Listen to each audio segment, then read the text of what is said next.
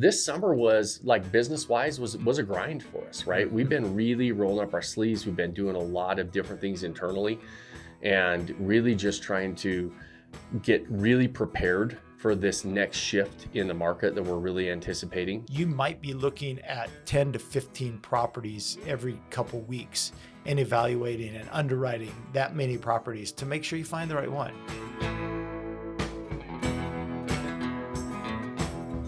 What's up, guys? Welcome to another episode of the Vacation Rental Revolution podcast. I'm your host, Shawn Moore, and we're back with a Whiskey Wednesday segment with my main man, Mr. Dave Civilich. Shawnee boy. How's it going, buddy? Hey, I like the hat. Hey, thanks, man. Ready to go. Guess who I'm meeting this afternoon?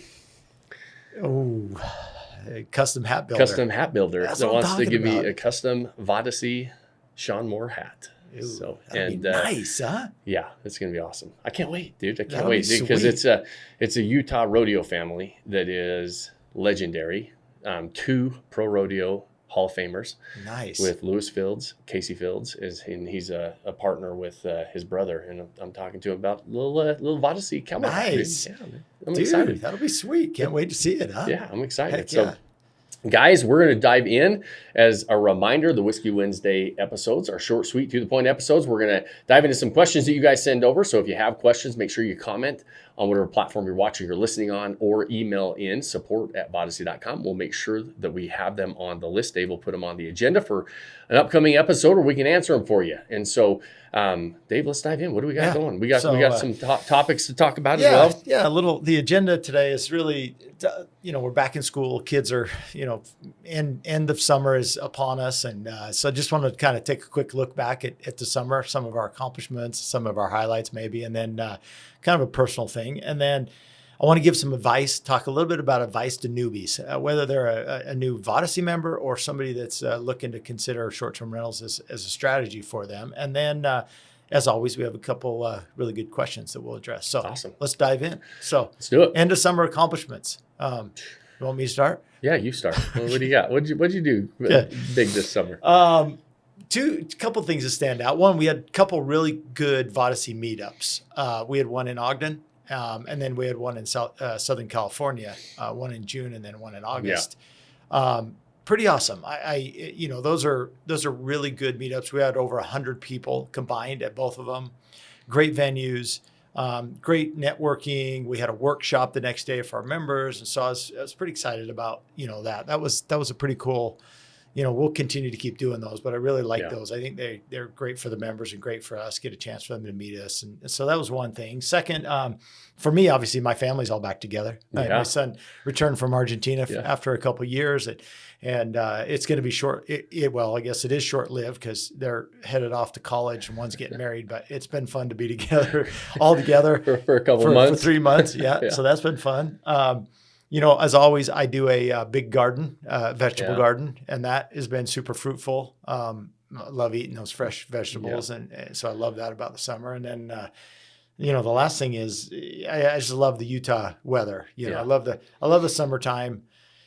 Just being out and enjoying the nature and beauty of where we live and the community and stuff like that. So it's been a good summer. One. Yeah. You guys did kind of put it all back together. The pieces kind of came back together for you this summer. It's been a busy one for you. Yeah, there's been a lot going on. It is. As your kids get older, those times that you're all together as a family are pretty, slim. They're fleeting, aren't they? Yeah, you got to take advantage of them because they're out of here. So it's a lot for sure. So what about you? What did you looking back on the summer? This summer was like business wise was a grind for us, right? Mm-hmm. We've been really rolling up our sleeves. We've been doing a lot of different things internally, and really just trying to get really prepared for this next shift in the market that we're really anticipating, and what's going on the short-term rental side, on the investment side, and really making sure that everybody's armed with everything they need to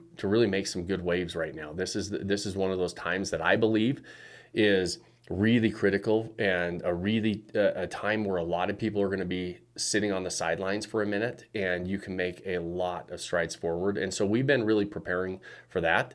But that's hard too, right? You know that, like in inside business, it's been, we're really rolling up our sleeves and really trying to, make sure we're dialed in. And sometimes that's just grinding it out, right? Yeah. And so, kind of we're kind of on the tail end of that. We're starting to see some of the things that we're doing. We're starting to see some momentum behind them. We're starting to see some, some really good results behind some of the things that we put together and changed. And so that's exciting, right? It's exciting because when you're in the middle of it, sometimes you're like, man, is this ever going to end? Is this grind ever going to end, right? Right. And you mentioned the meetups, right?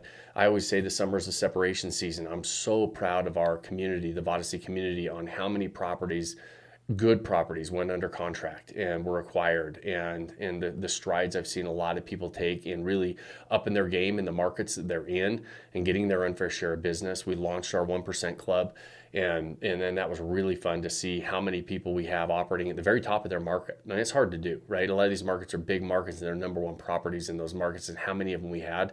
And so that was really exciting for kind of summer accomplishments and what was going on. On the personal side, we had a fun summer of just kind of wrapping up a big remodel. We've been in the middle of a year-long remodel, it feels like, and this spring and summer was kind of dedicated to the outside, right? All the painting the house, new soffit fascia, roofing, fencing, like a lot of landscape stuff, and really working hard to get that done. It's been nice. We didn't travel a ton this summer. We actually had a pretty quiet summer. We didn't travel hardly nearly like we usually do. We went on, one trip and went to visit our Georgia cabin, and that was about it. We didn't really do a lot because we were just kind of, one, buckling down in business, and two, really, trying to grind out that remodel and be finished up with that. So I'm excited to kind of roll it out of that phase, right? Because we bought that property or that house about a year ago, and it's been almost a full year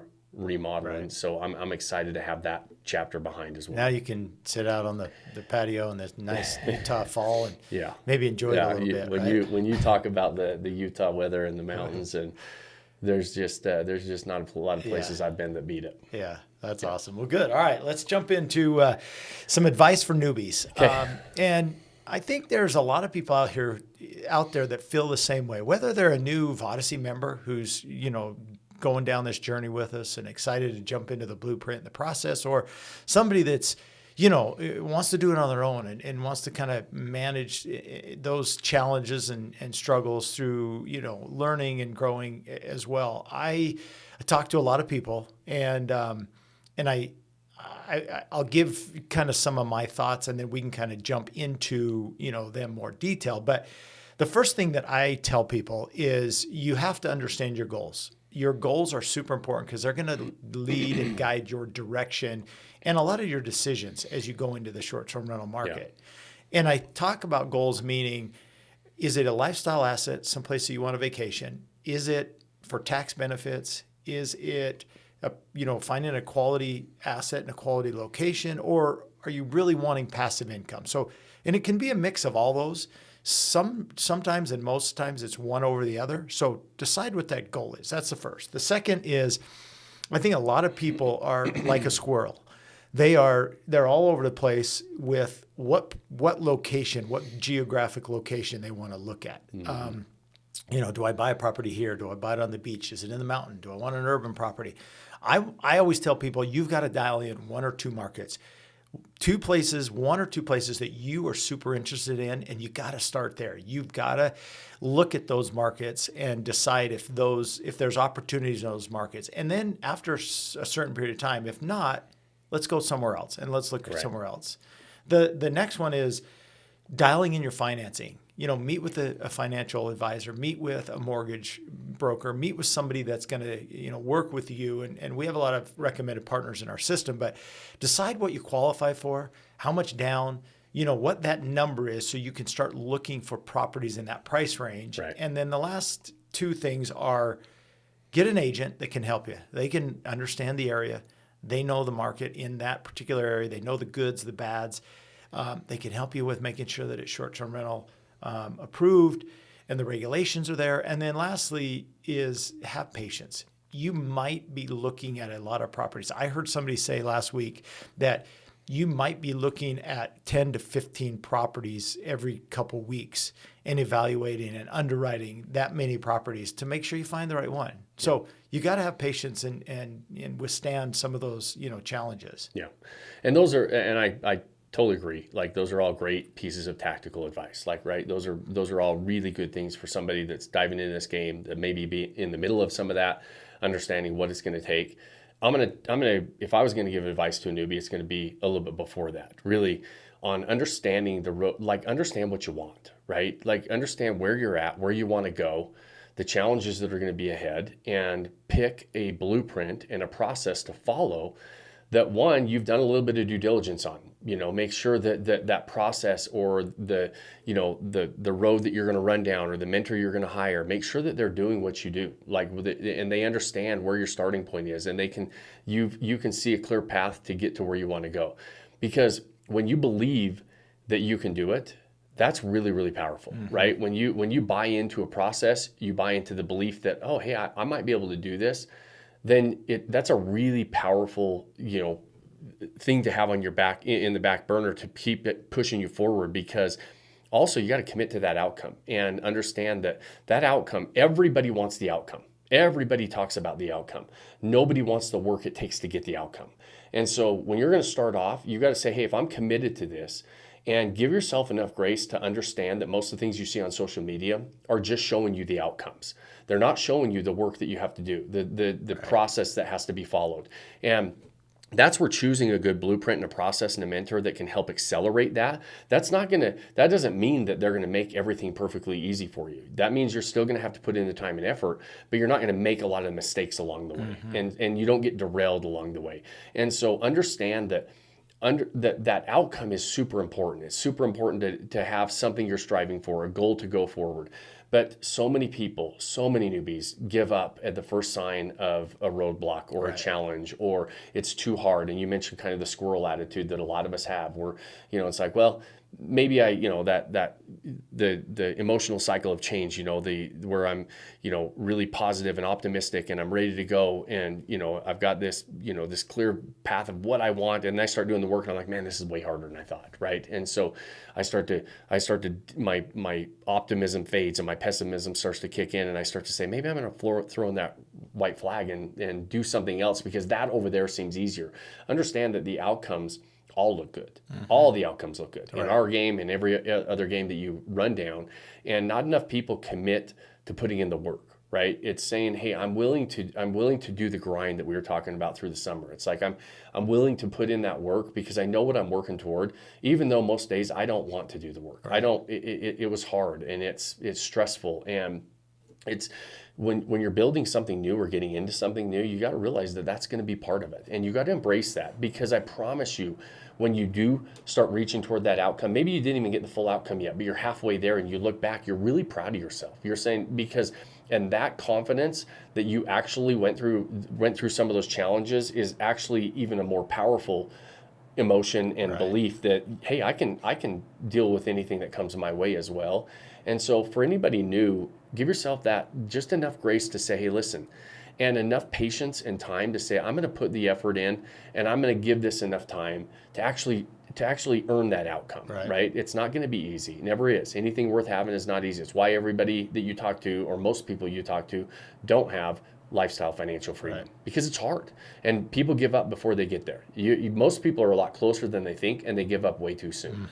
So that's what I would say. Good. I like that, and that's good for everybody. I mean, they're two really good pieces of advice for people as they start is, confidence, having a blueprint, and then really kind of being patient with the process and diving in. So I like that. Now I will say, and this is, if I could just put a quick plug in, last Whiskey Wednesday, we talked about finding that unicorn. Yeah. We haven't found it. We haven't found it. So it's not there. So we're still gonna go to work. Stay tuned. We'll keep searching. But in the meantime, roll up your sleeves and start making progress every single day toward what you want to do. Right? It's that flywheel. I talk about the flywheel all the time. Jim Collins, in his book Good to Great, talks about the flywheel, and it's like, when you start pushing that flywheel, it's hard, and it takes a lot of effort and a lot of energy, and you have to do it over and over and over again, pushing that thing before it really starts spinning, before you really get that momentum, before there's all that energy behind it, that once that's there, it's really hard to stop. And so give yourself that, put the time and effort in pushing that flywheel so that it's spinning fast enough that you almost can't stop it down the line. And that's when life becomes something that you never even almost dreamed of, right? That's when you exceed those outcomes that you were going after, and life becomes, something that everybody's like, man, that person's so lucky, that, and you're looking back thinking, I kind of made my own luck. You didn't see the 3 or 5 or 10 years that I put in pushing that flywheel to get to where I'm at today. And so commit to that is what I would tell people, because that's a really hard sell today. And it is a really false narrative online and on social media that there's an easy button that exists, and there's not. Yeah, that's true. So true. All right, let's get to a couple questions. All right, so now that summer is ending, do you suggest updating the photos to fall and winter scenes? Good question. And yes, I do. Great question. If you have a property in a seasonal area and you want to change the photos, the headlines, to show what it would be like to experience that property in and during those seasons, and you're typically going to start to change them toward the end of the current season. So we're kind of rolling out of summer. I'm going to start loading in my fall photos right now. And then fall is a fairly short season for most areas.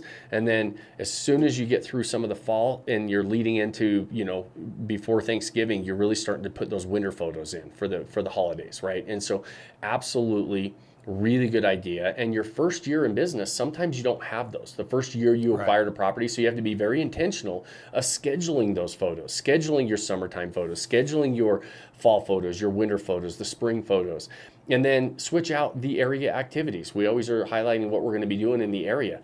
Right. If I'm in the mountains, in the ski areas, right? I'm not showing ski resort, the ski resort and the skiing in the summertime. I'm showing mountain biking and hiking, and I'm switching that stuff out for the seasons as well. And so absolutely great question, and something you should absolutely do if you're in a seasonal market. All part of maximizing your property and doing the extra steps to get you in that top 20%. Yeah. So, and it's maximizing the way you're articulating what you have to offer. The experience, Okay, good. All right, last question. How do you feel is the best way to communicate with guests?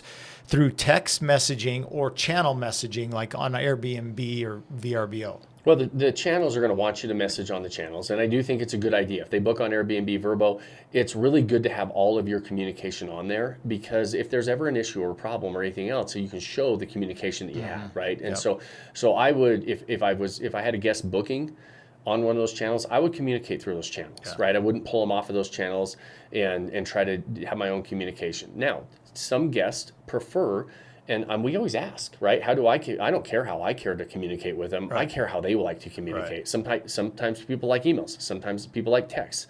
And so we ask them, how do you prefer to communicate? Do you want us to send you text? Do you want us to send you emails? Do you want us to call you?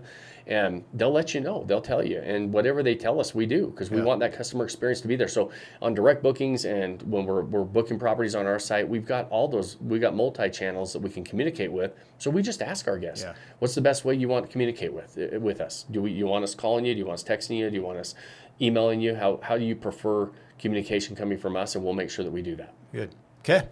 Short and sweet today, buddy. Good episode. Appreciate it. Good insights. And hopefully the members loved it. Keep sending your questions in, and we love those, and that's one of our favorite parts. So absolutely. We'll wrap it up. Okay. All right. We'll wrap it up, guys. We always thank you and appreciate your time at the end of every one of these episodes.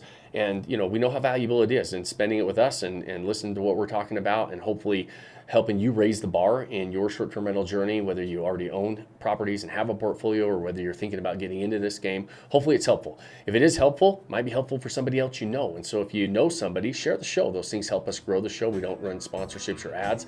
And so those things help us grow. And the other things that really helps us is if you have more than 30 seconds, like it or review it on whatever platform you're watching or listening on. And we'll keep continuing to get this message and spread the word out on what we're doing, hoping to help people walk into this game with their eyes wide open. That's our goal here at Odyssey. And so the final, most important thing that we ask you and challenge you at the end of every day is to just pick that one thing that you can do today to start building that life you don't want to take a vacation from. Cheers, my friends. Cheers, brother. Cheers.